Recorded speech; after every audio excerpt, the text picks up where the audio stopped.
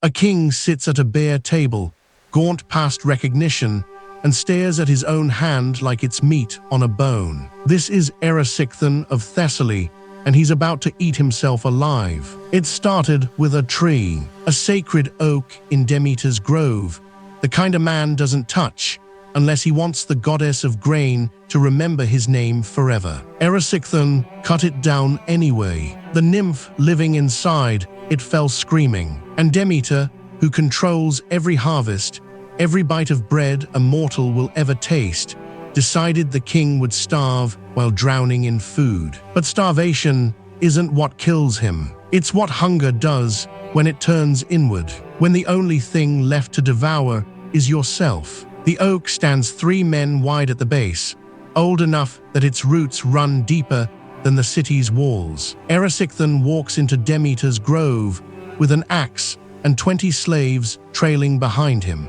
He doesn't pray first, doesn't leave an offering, doesn't even pause at the threshold where priestesses tend the shrine. The tree is in his way.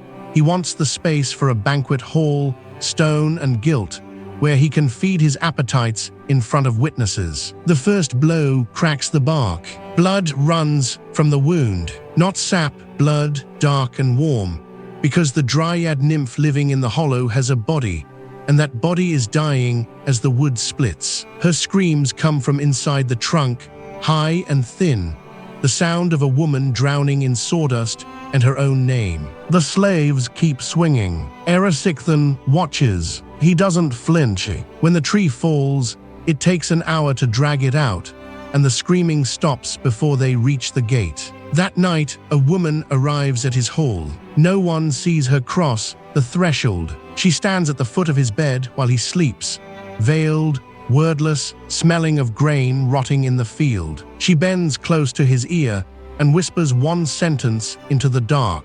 Just one. Then she's gone, and Erysichthon wakes gasping, his throat already burning, his belly already hollow. It's a hunger that doesn't come from the body. It doesn't ask for bread or meat or wine. It asks for everything, and the asking never stops. By dawn, he's consumed the morning's provisions. By afternoon, he's calling for more. The cooks bring platters and he strips them bare, and still his hand reaches across the table, fingers shaking, mouth opening for the next bite. His wife watches from the doorway. She's seen men eat. This isn't eating. This is a void wearing a man's mouth, trying to swallow the world. Days collapse into hunger. The royal stores, grain enough to feed the household through winter, go in 4 days. He eats the stores meant for the palace guard, the garrison, the grain tithes owed to the neighboring cities. His servants bring cattle from the pasture,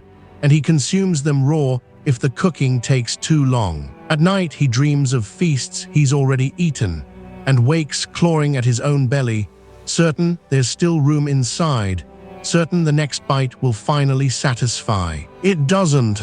His cheeks hollow, his skin stretches. The hunger doesn't diminish, it clarifies. He's not searching for food anymore. He's searching for the moment when eating will stop hurting. It never comes. When the granaries are bare, he sells the palace furniture, the tapestries, his armor piece by piece, the horse he rode into battle at Corinth. Each sale buys another feast. Each feast ends in the same clawing desperation. His wife is gone. His children stopped looking at him weeks ago. The merchants grow thin themselves, following him from town to town, watching their prices multiply as his wealth evaporates. There's nothing left to sell except himself. Erysichthon walks into a merchant's house on a gray morning and offers his labor. The merchant is skeptical.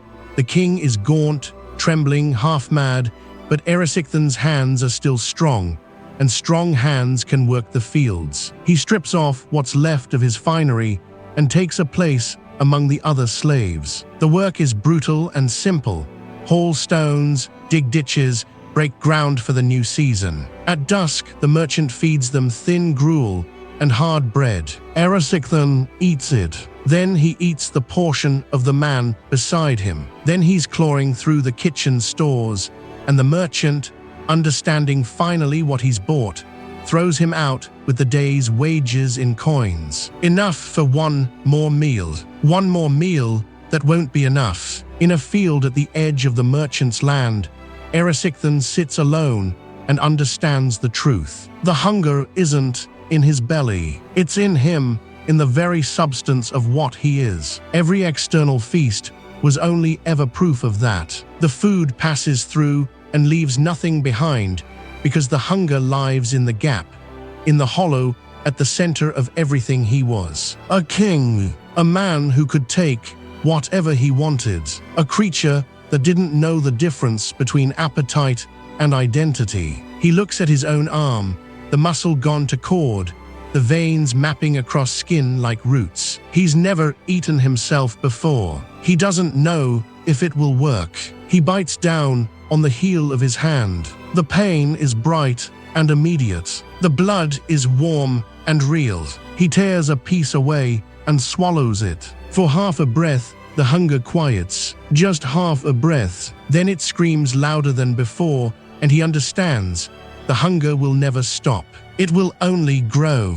The more he feeds it, the more it devours, and now it's devouring the only thing left in reach. What happens next has no mercy in it. Erysichthon tears chunks from his own leg, his shoulder, the soft inside of his arm. The hunger doesn't diminish, it accelerates. Each piece consumed feeds the next gnawing, a cycle that spirals inward. He's become a man eating a man, the predator and prey locked in the same failing body. There's no food left in the world except himself. No external thing will ever satisfy. The curse didn't give him hunger, it made him hunger itself, made his own appetite the only thing his flesh could feed. He lies in the field at dawn, what's left of him scattered in the dirt. His hand, the one he was staring at in his own hall, trying not to see it as meat, finally doesn't move anymore. The hunger dies when the king does, but not because it's satisfied. It dies because